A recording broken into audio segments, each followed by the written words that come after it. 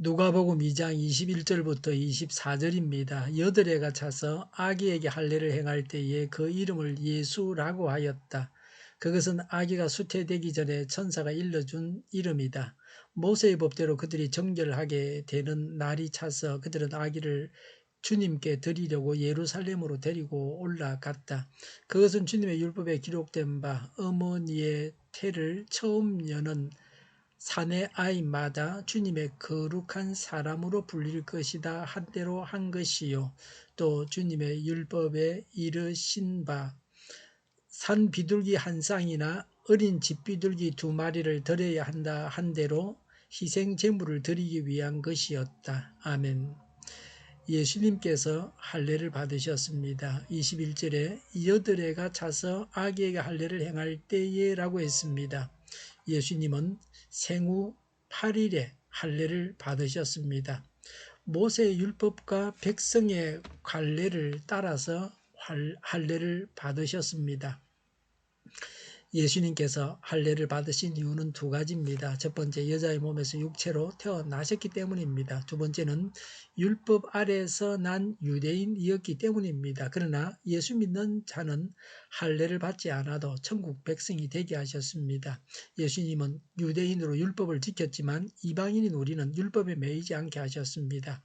예수님의 이름을 지었습니다. 21절에 그 이름을 예수라고 하였다. 그것은 아기가 수태되기 전에 천사가 일러준 이름이다라고 했습니다. 유대 아이들에게 이름을 지어주는 것은 부모의 특권입니다. 예수님의 이름은 이미 지어져 천사에 의해서 알려졌습니다. 하나님께서 친히 아버지가 되신다는 것입니다. 예수님은 하나님이십니다.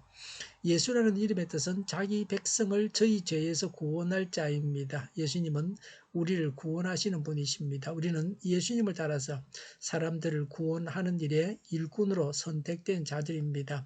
천사가 일러준 대로 예수라고 이름을 지었습니다. 순종했습니다. 우리도 하나님께 순종해야 합니다. 아기 예수님의 정결 예식입니다. 22절에 모세의 법대로 그들이 정결하게 되는 날이 차서 그들은 아기를 주님께 드리려고 예루살렘으로 데리고 올라갔다라고 했습니다. 레위기 12장 1절부터 8절에 율법에는 산모는 누구든지 부정한 자로 규정하고 있습니다. 결례의 날은 아이를 낳음으로 부정하게 된 산모들이 정결의식을 행하는 날을 의미합니다. 남자아이를 낳으면 40일 동안, 여자아이를 낳으면 80일 동안 외출 및 성전 예배를 일체 금지시켰습니다. 산모는 이 기간이 지나야 비로소 정결 예식을 통해서 부정을 벗어날 수 있었습니다. 23절에 그것은 주님의 율법에 기록된 바 어머니의 태를 처음 여는 사내 아이마다 주님의 거룩한 사람으로 불릴 것이다 한 대로 한 것이요 라고 했습니다. 출애굽기 13장 2절과 12절에 이스라엘에서 난 모든 초태생은 하나님께 바치도록 규정하고 있습니다. 이것은 이스라엘이 이집트 할 때 장자 재앙으로부터 구원받은 것을 기념하기 위함입니다. 그런데 이스라엘의 모든 장자를 위하여 레위 지파 전체가 대신 거룩하게 구별되어졌습니다. 장자의 수가 레위 지파의 수보다 많았습니다. 그래서 많은 만큼 한 사람당 생명을 속하는 속전을 5세겔씩 바치고 예물을 드려서 자신이 봉헌된 것을 상징적으로 표시했습니다. 이렇게 예수님도 요셉과 마리아의 장자로서 하나님께 드려졌습니다. 정결 예식때 드리는 제사입니다. 24절에 또 주님의 율법에 이르신 바 산 비둘기 한 쌍이나 어린 집비둘기 두 마리를 드려야 한다 한 대로 희생 제물을 드리기로 한 것이었다고 했습니다. 비둘기는 모친 마리아의 정결 예식에 사용될 예물입니다. 레위기 12장 6절부터 8절에 속죄제는 부정을 제거하기 위한 제사입니다. 비둘기 한 마리를 바쳤습니다. 번제는 출산에 대한 감사와 헌신의 표시였습니다. 양 한 마리를 바쳤습니다. 가난한 사람은 양 대신에 비둘기를 바쳤습니다. 요셉과 마리아가 비둘기 두 마리를 드리려고 했다는 것은 번제로 바칠 양 대신에 비둘기를 바쳤다는 것입니다. 요셉과 마리아는 매우 궁핍했습니다. 예수님은 아주 가난한 가정에 태어나셨습니다. 예수님은 가난한 자들의 고통을 다 경험하셨습니다. 예수님은 이 세상에서 언제나 가난하게 사셨습니다. 가난한 사람은 예수님과 가까이 있는 자입니다. 사회적 신분이 비천하다고 가난하다고 시리에 빠져 있어서는 안 됩니다.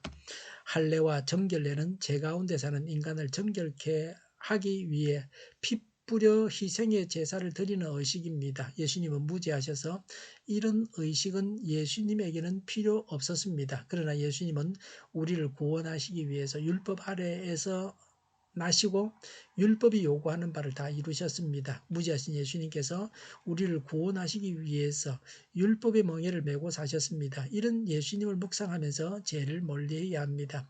예수님께서 우리를 구원하셨듯이 우리도 다른 사람을 구원하는 일에 헌신해야 합니다. 기도하겠습니다. 오신 예수님을 묵상하고 죄를 멀리하고 성결한 자가 되게 하여 주시옵소서. 오늘보다는 내일이 더 낫게 하옵소서. 교회가 분열되지 않고 하나가 되게 하여 주시옵소서. 모든 언론이 제 역할을 다하게 하여 주시옵소서. 정의가 강물처럼 흘러가게 하여 주시옵소서. 하나님을 대적하는 법들이 만들어지지 않게 하여 주시옵소서. 코로나19가 물러가고 바로 백신 접종을 완료하고 치료제가 나오고 갇힌 생활이 끝나게 하여 주시옵소서. 수도권과 부산과 영도와 경상남도의 환자 폭증을 막아 주시옵소서. 우리 통일교회가 만군원집하게 하여 주시옵소서. 예수 이름으로 명하노니 모든 병만은 물러가고 몸의 모든 부분들은 온전하게 될지어다. 신유의 기적을 베푸셔서 지금도 저희의 질병을 고쳐 주시옵소서. 코로나19로 신음하는 모든 자들을 고치시고 온전케 하여 주시옵소서. 교회와 나라를 고치시고 온전케 하시며 잘못된 것을 제거하여서 성결하게 하여 주시옵소서. 저희와 교회와 이 나라의 민족을 불쌍히 여겨 주시옵소서. 이 나라의 지도자 복을 허락하여 주시옵소서. 하나님께서 기뻐하시는 나라가 되게 하여 주시옵소서. 늘 맑은 공기를 마실 수 있게 하여 주시옵소서. 공부한 학생들에게 지혜를 다하시고 합격의 영광을 누리게 하여 주시옵소서. 주일을 잘 준비하고 내일은 하나님 앞에 아름다운 예배를 드리게 하여 주시옵소서. 은혜가 넘쳐나는 예배, 감염이 없는 예배를 드리게 하여 주시옵소서. 좋으신 하나님을 찬양하면서 우리 주 예수 그리스도 이름으로 기도하옵나이다. 아멘.